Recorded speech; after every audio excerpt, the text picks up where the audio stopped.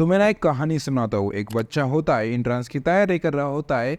बच्चा पढ़ाई में उतना ज़्यादा अच्छा नहीं होता है, इस वजह से बच्चे के मार्क्स भी कम आ जाते हैं। लेकिन बच्चे का जो बाप होता है वो काफ़ी पैसे वाला आदमी होता है, अफोर्ड कर सकता है। इस वजह से उस बच्चे को मैनेजमेंट कोटा के थ्रू एडमिशन दिला देता है। अब इस केस में क्या बच्चा गलत है, क्या पिताजी गलत है, या फिर वो डिपार्टमेंट गलत है जिसने उस बच्चे को एडमिशन दिया है? शायद कोई भी नहीं, या फिर सबके सब। क्या ये नेपोटिज्म नहीं है कि आप अपने पैसे का, अपने दौलत का, अपने पहचान का गलत इस्तेमाल करके एक अनटैलेंटेड बंदे को उस जगह पर लेकर जा रहे हो जो शायद से एक टैलेंटेड बंदा डिजर्व करता है? हमारे डेली लाइफ में हम नेपोटिज्म को इतना ज़्यादा देखते हैं, इतना ज़्यादा करते भी है, लेकिन फिर भी हम बॉलीवुड के नेपोटिज्म को देखकर उसे गालियां देते हैं। और ऐसा भी नहीं है कि सिर्फ बॉलीवुड में ही नेपोटिज्म होता है। लिटरली अगर तुम पॉलिटिक्स का एग्जांपल ले लो, स्पोर्ट्स का एग्जांपल ले लो, या फिर अपने डेली की जिंदगी का भी एग्जांपल ले लो, या फिर इन सारी चीज़ों को छोड़कर तुम्हारी फेवरेट साउथ इंडस्ट्री का भी एग्जांपल ले लो, वहाँ पर भी नेपोटिज्म एग्जिस्ट करता है।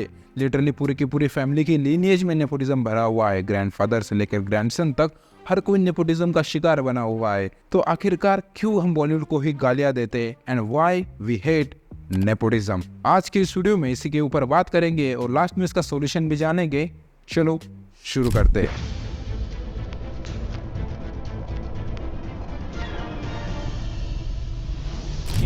तो जो सबसे पहला रीजन निकल कर सामने आता है मेरे हिसाब से, that we love underdogs. Literally अगर कोई मूवी चल रही हो या फिर हमारी जिंदगी चल रही हो, हमें अंडरडॉग्स को सपोर्ट करना, उनका सराहना करना, उन्हें सिंपैथी देना काफी अच्छा लगता है, क्योंकि कहीं ना कहीं हम भी उनसे रिलेट करने लगते हैं। कहीं ना कहीं हमें भी कोई दबा रहा होता है और हम भी चाहते हैं कि रिटेलिएट करना, लेकिन शायद कर नहीं पाते।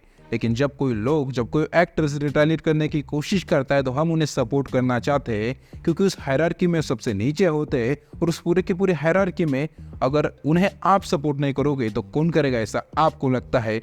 अंडरडॉग्स मतलब वो लोग जो हायरार्की में बैठे हुए ऊपर के लोगों को चैलेंज कर रहे हैं, उसके बाद फिर आप उन्हें सपोर्ट करने लगते हो। इसमें कोई गलत बात नहीं है, लेकिन एक सिंपैथी का जरिया है, कि इमोशन है हमारे अंदर का कि हम अंडरडॉग्स को सपोर्ट करना चाहते हैं। लेकिन उन अंडरडॉग्स को सपोर्ट करते करते हम कहीं ना कहीं ये चीज भूल जाते हैं कि जो नेपो किड्स आ रहे हैं उनके बारे में भी हमें थोड़ा बहुत तो सोचना चाहिए कि वो बंदा ठीक है, स्ट्रगल नहीं किया होगा उस बंदे ने उतना ज्यादा जितना शायद से आउटसाइडर ने किया होगा, लेकिन वो भी अपना एक्टिंग का प्रदर्शन आपके सामने करने के लिए आ रहा है, तो उसे एक चांस तो देना चाहिए। उसके बाद उसको हम डिसाइड करेंगे कि भाई अच्छी एक्टिंग करता है या फिर बुरी।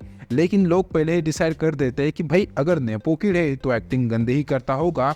इसे से जुड़ कर आता है हमारा second point, nepo kids are the worst actors. देखो, मैं इस चीज से टोटली डिसएग्री भी नहीं करूंगा कि नेपो किड्स में कई बैड एक्टर्स भी होते हैं। Literally actors like Arjun Kapoor, Sonam Kapoor, Janhvi Kapoor, Tushar Kapoor, इतने सारे कपूर्स क्यों आ रहे हैं, सारा अली खान, ये सारे अपनी काफी सारी मूवीज को आपके सामने रखने के बाद भी उनकी मूवीज को आप उतना ज्यादा पसंद नहीं करते हैं। इसका सबसे बड़ा रीजन है कि वो अच्छे एक्टर्स नहीं है। कुछ ऐसे भी टैलेंटेड सुपरस्टार इस इंडस्ट्री ने हमें दी है जो कि नेपो किड्स है, लेकिन फिर भी बंदों की एक्टिंग ने उन्हें इस लेवल के ऊपर पहुंचा दिया है। बात करूँ अगर Hrithik Roshan, Ranbir Kapoor, Shraddha Kapoor, Alia Bhatt, actress like Salman Khan and Shahrukh Khan, जो इंडस्ट्री के सबसे बड़े सितारे हैं, इन लोगों ने अपना लोहा मनवाया है और प्रूफ किया है कि ये लोग सबसे बड़े सितारे हैं। नेपो किड्स होने के बावजूद भी एक्ट्रेस तो अच्छे है। तो there are always two sides of the coin, और आपको दूसरी साइड, दूसरा पहलू सिक्के का देखना ही होगा। लेकिन क्यों आखिरकार आजकल के नेपो किड्स को इतना ज्यादा हेट मिलता है, उस जमाने में नहीं मिलता था? रीजन नंबर 3 आता है हमारा ओवर एक्सपोजर। लिटरली अगर हम बात करें ओवर एक्सपोजर के मामले में, तो अगर आप सोचने के लिए जाओ, सलमान खान, आमिर खान, ऋतिक रोशन के जमाने में, इवन श्रद्धा कपूर के भी जमाने में, नेपोटिज्म का मतलब भी हमें मालूम नहीं होता था। लिटरली नेपो किड्स तो दूर की ही बात है, हमें परिवारवाद का ही मतलब नहीं मालूम होता था, तो कैसे हम हेट करेंगे?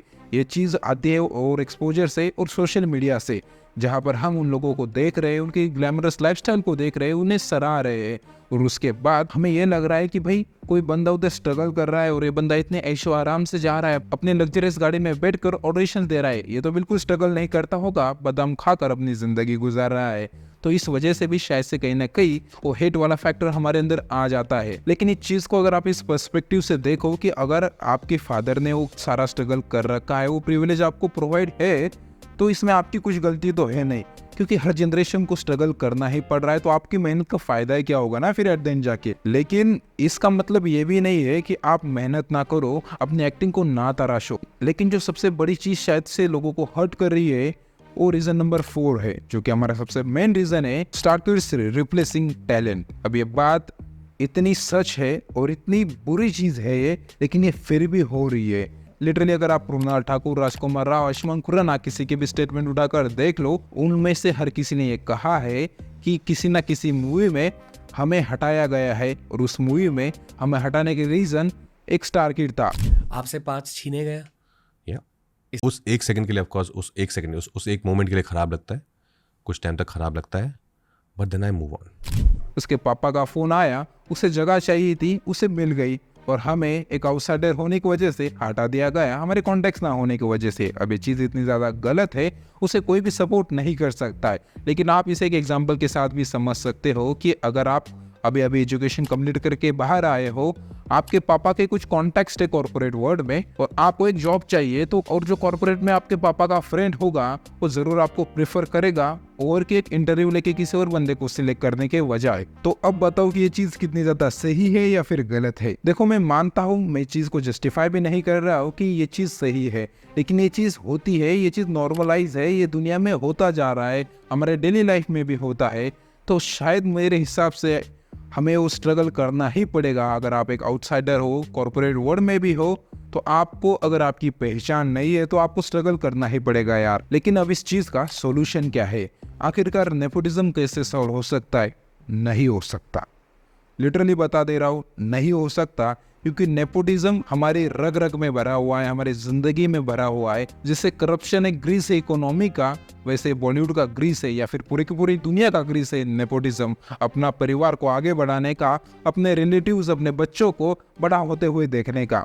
लेकिन हम जो चीज़ कर सकते हैं, शायद कोई टैलेंटेड एक्टर की कंटेंट ओरिएंटेड मूवी आ रही है तो उस मूवी को सपोर्ट कर सकते हैं, बजाय इसके कि किसी का भाई किसी की जान देखने के लिए जाओ। लेकिन ये चीज़ हम करेंगे नहीं।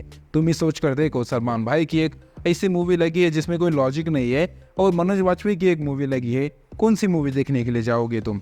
मुझे बताने की कोई ज़रूरत नहीं, क्योंकि कौन से देखने के लिए जाओगे वो मुझे मालूम है। तो जब तक हम एज एन ऑडियंस सुधरते नहीं है, इम्प्रूव नहीं करते, तब तक ये चीज़ चलती रहेगी।